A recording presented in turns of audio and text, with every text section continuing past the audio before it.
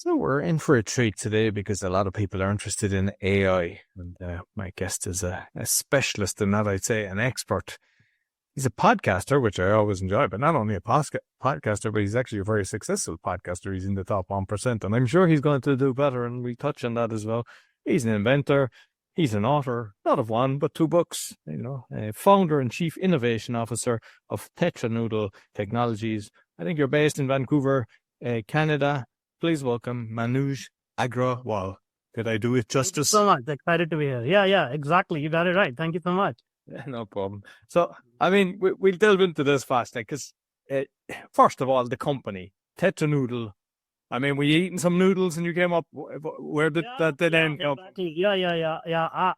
You can, you can attribute that name to my lack of marketing knowledge. So I was trying to come up with a name, and with some of my friends, we used to go to this restaurant called Noodle Box. And so, we were sitting there and said, okay, let's figure out a name.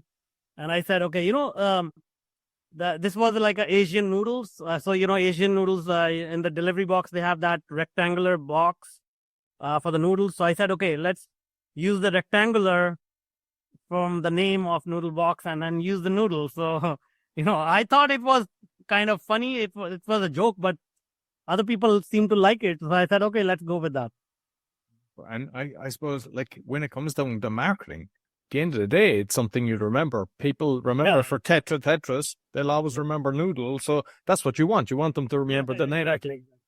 So I suppose, let me know, like, I know you've got like 4 patents or patents, depending on where you are on AI, but I mean, is this connected with the TetraNoodle, or is that something separate? What exactly is the company doing? Yeah, so we, my company is a consulting company. We work with our clients to come up with new innovative ideas to market. So so some clients come to us, they say, okay, I have this vision of, doing this, and how do I convert that into reality? I don't know, like, how do I create this technology? And so in many cases, this is like breaking new ground. Nobody has done this before. So we have to do the research.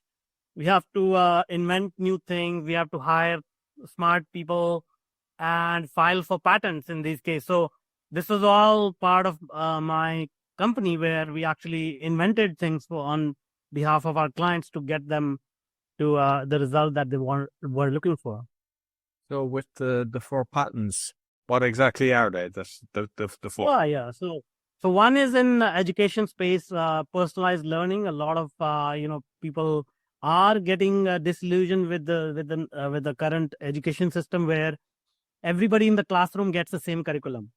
But we know that everybody is different. Like, some people are further ahead, some people need more help.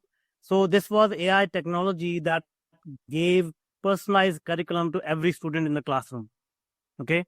So if you're ahead, then you can skip a few chapters. If you are behind, you get more material, something like that.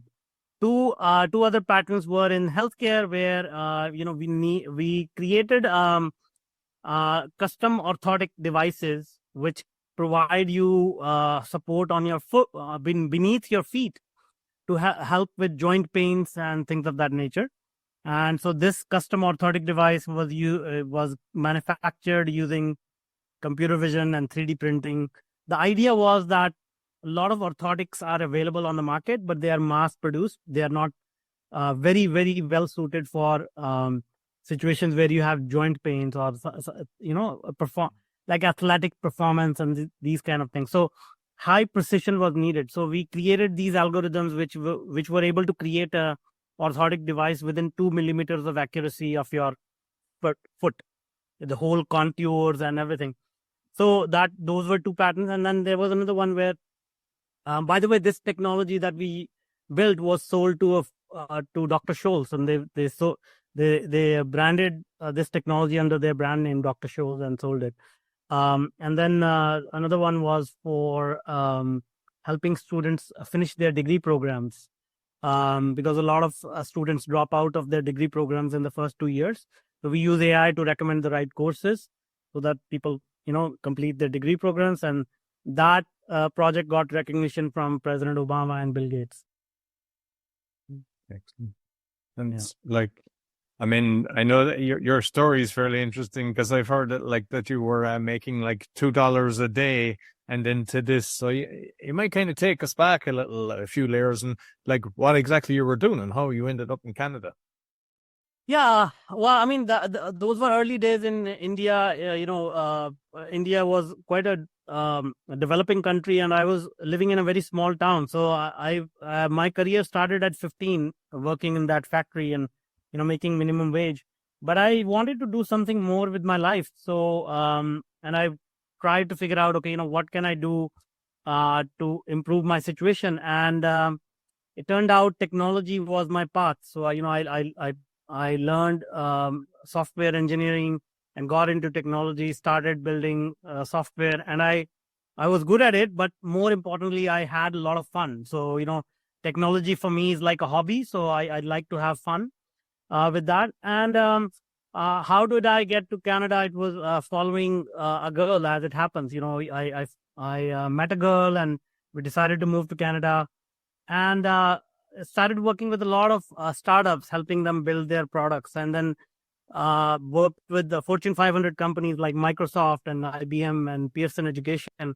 And so I saw the full spectrum of how companies are built from the ground up and how large corporations, they make their money and continue to grow. So all these different sort of learnings, or different ways of doing things, different solutions from different industries help us figure out what is the best path forward for any given situation. Excellent. So I mean, we're hearing a lot about AI at the moment, and yeah, there's lots of things, all the benefits, and then there's others that are saying, "Oh, my job will be lost." But what my fear is the dark side of AI, because when it's in the wrong people's hands, because even something I'm reading at the moment, I mean, not just kind of like that they can hide files and just.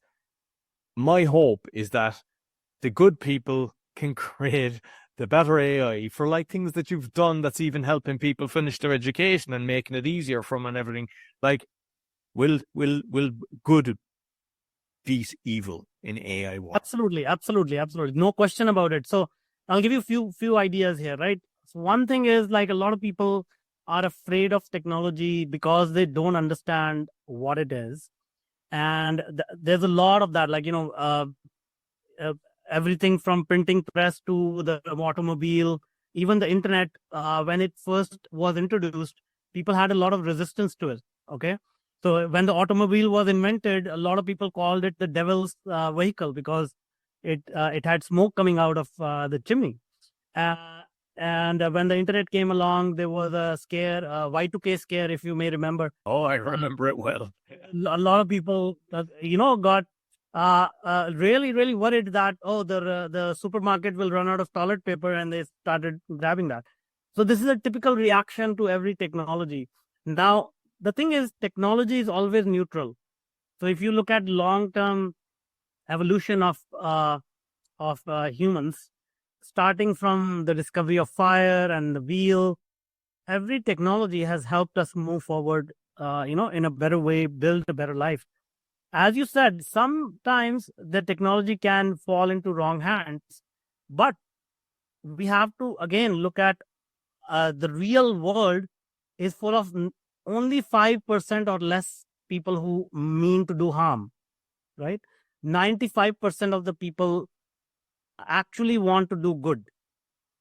So we have to rely on the goodness of humanity. Otherwise, if it was not true, then we would have wiped ourselves out long time ago.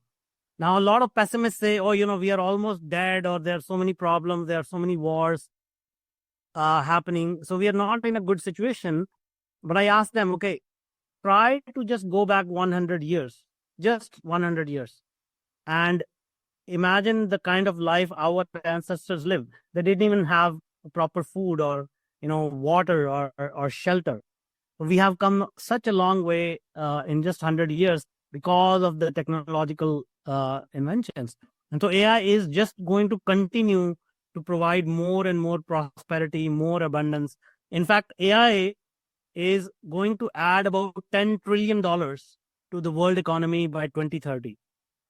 So that is more than 10%. I mean, People, 10 trillion is a big number. It's 10,000 billion in just next 7 years. So that's how much prosperity it is going to bring about. And if you use it for proper things, if you know how to use it, this is the biggest opportunity to make wealth. But if you misuse it, then the rest of 95% are there to, protect us.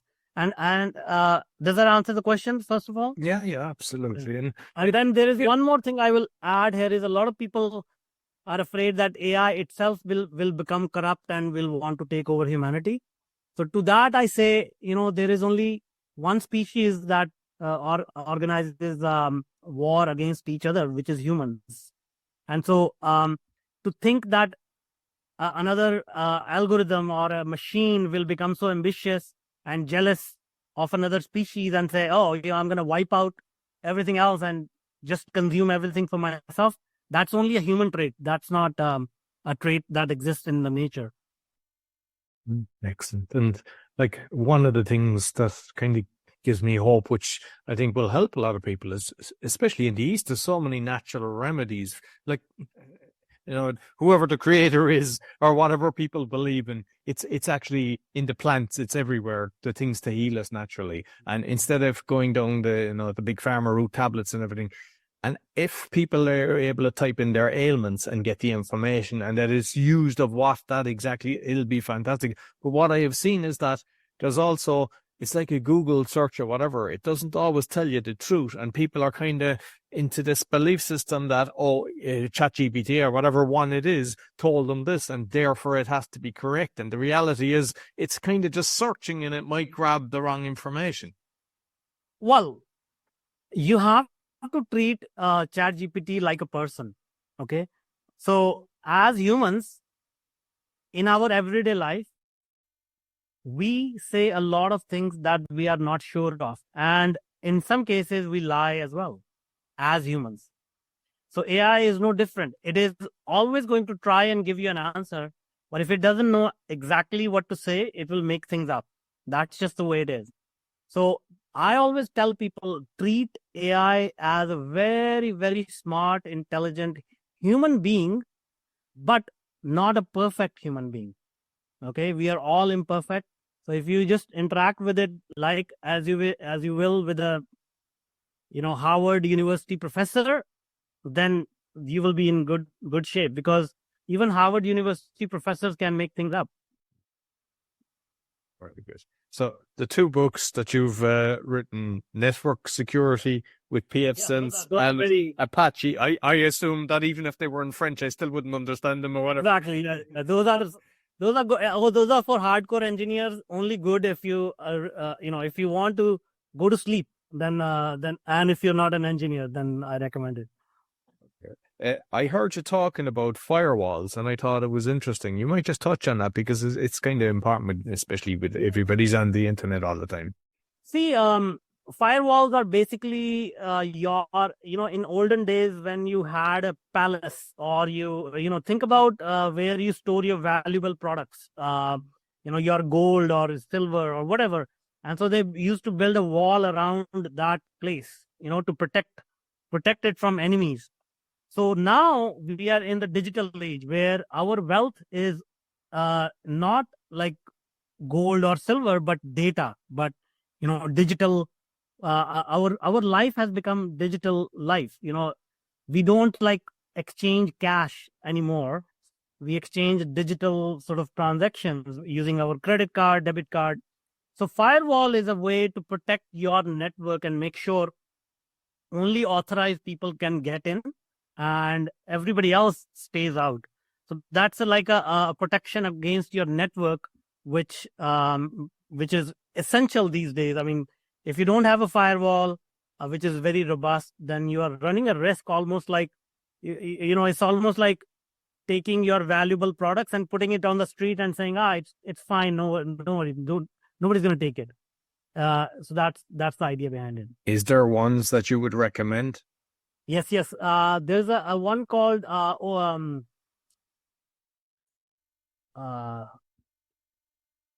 Jesus Christ. I wrote a book about it. I now forget. You can send me afterwards. I can put the show notes. I'll include it in the show notes anyway. Yeah. Yeah. It's so funny. It's sometimes the name escapes you, right? No, you're right. And I heard, because I mean, I've got the meditation podcast as well. And I heard you talk about like, what does meditation and AI got in common? So I'm curious about what you've got to say on that one. Well, the meditation part is interesting because AI interacts with humans and vice versa. Like AI collects the data from the real world and learns from our experience, and the way that it is, the way that the world is set up, we consume the information that is produced by AI. So all social media channels, even like these days, news websites, even your TV programs, a lot of it is influenced by data and AI. So it's a two-way street between AI and human beings. The thing is that we are all sort of, all running around in our life, chasing our dreams, almost like zombies. And we don't really see what is happening in the world. But meditation really allows you to uncover the layers that life has. So you start to see a lot of connections that you miss otherwise. And when you start to see that, you can start to realize the power of AI, how it influences our human mind. In fact, in my company, one of the things that we like to do is use AI to help people experience this kind of meditative effect so that they understand, okay, how is technology and humankind all connected? Next. Finally, and this is probably the most important one, and it's of a great interest to me because I've got 6 podcasts. You can see them in the background there. And there's been a lot of people kind of reaching out with their AI tools, and there are I go through a lot of beta tests and everything, and there's nothing that has really kind of impressed me. I see some of the stuff and I go, oh, this is interesting. And yeah, this. So with your podcast that's in the top 1%, what AI tools are you using, and where can you see yourself, where can you see this kind of industry going? Sure. Before I forget, the name of the firewall is PF Sense. PF Sense. Okay, perfect. Yeah, it's a free firewall, and it's very, very good, very robust. Okay, so the tools I recommend people is, it's not about the tool, it's about the mindset. It's about first change your mindset to understand what AI is. And for that, I only recommend basic tools, ChatGPT or Google Bard, or one of these reputed companies who are building AI, so that you can start to interact with this AI, understand what it is. And then for visual purposes, like creating images, we use Midjourney or Dolly 3. Dolly 3 is part of ChatGPT Plus.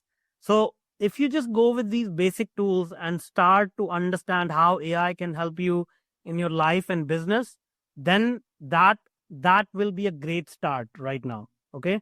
So don't go after the shiny object. Okay, this tool, that tool. Try to get into the mindset of using AI. It's like driving a car. Once understand the basic, like the clutch and the brake and all that before you go out there and buy a sports car. And then where things are going. See, we are entering an age where highly personalized products and services will become more and more profitable and available in the market. AI, before AI, we were not able to like service our clients at a very personalized level. But after AI, now we have the capability. So for example, I'll give you an example. In the next 5 to 10 years, when you go to a doctor, he or she will not prescribe you medicine. They will actually make a new medicine based on your DNA, which matches perfectly with your DNA and causes no side effects. Okay. The reason why side effects exist is because they are only able to make sure that 95% of the people are cured, but 5% of the people will actually experience some side effects. Yeah. So that kind of personalized products and services will come into the picture.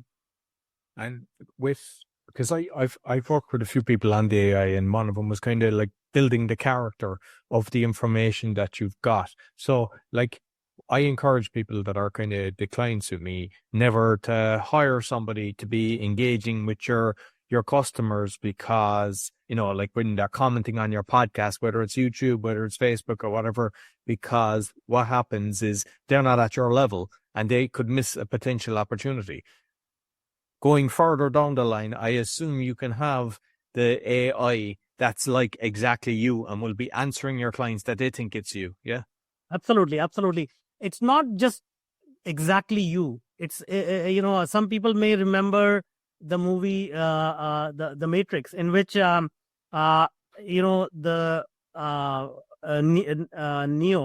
Neo wanted to learn karate or kung fu, and they just inserted a USB chip in his head, and then he became a black belt, right? So things like that, because AI is going to bring in all this knowledge, and once you understand it, it will be able to replicate your knowledge plus add everything else that it knows, right? So it's like a superhuman capability that you can attach to your own onto your own intellect.